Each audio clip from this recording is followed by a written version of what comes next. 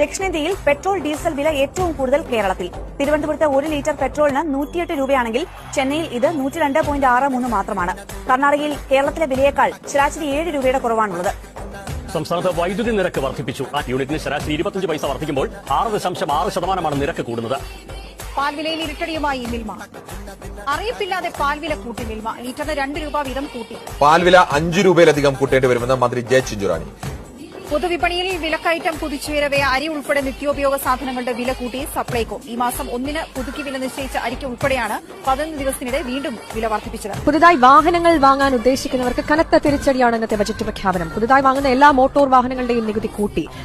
കെട്ടിട permit fees കുത്തനെ ഉയർത്തിയതോടെ വെട്ടിലായത് വീടെന്ന സ്വപ്നവുമായി നടക്കുന്ന സാധാരണക്കാരാണ്. ഈ മാസം 10 മുതൽ ഫീസ് ഇനത്തിൽ 10 ഇരട്ടിയിലേറെ വർധനയാണ് നിലവിൽ വരിക. കോർപ്പറേഷൻ സംസ്ഥാനത്ത് ഭൂമിയുടെ ന്യായവില 10% വർദ്ധിപ്പിച്ചു. ന്യായവില വർധനയിലൂടെ സർക്കാരിന് 200 കോടി രൂപ അധിക വരുമാനമാണ് ലക്ഷ്യമിടുന്നത്.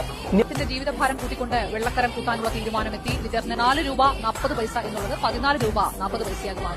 നാട് വളരേണ്ടതും ജീവിതം മെച്ചപ്പെടേണ്ടതും വികസനത്തിലൂടെയാണ്. ഉറപ്പാണ് വികസനം, ഉറപ്പാണ് LDF.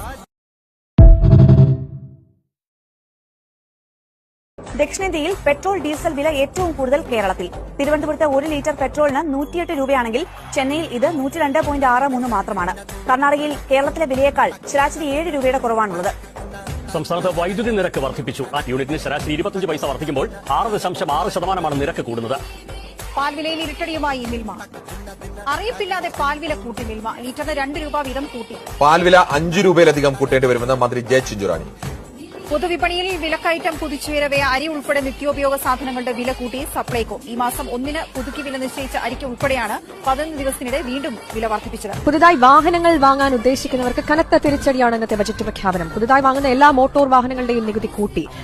കെട്ടിട പെർമിറ്റ് ഫീസ് കുത്തനെ ഉയർത്തിയതോടെ വെട്ടിലായത് വീടെന്ന സ്വപ്നവുമായി നടക്കുന്ന സാധാരണക്കാരാണ്. ഈ മാസം 10 മുതൽ ഫീസ് ഇനത്തിൽ 10 ഇരട്ടിയിലേറെ വർധനയാണ് നിലവിൽ വരിക. കോർപ്പറേഷൻ സംസ്ഥാനത്ത് ഭൂമിയുടെ ന്യായവില 10% വർദ്ധിപ്പിച്ചു. ന്യായവില വർധനയിലൂടെ സർക്കാരിന് 200 കോടി രൂപ അധിക വരുമാനമാണ് ലക്ഷ്യമിടുന്നത്.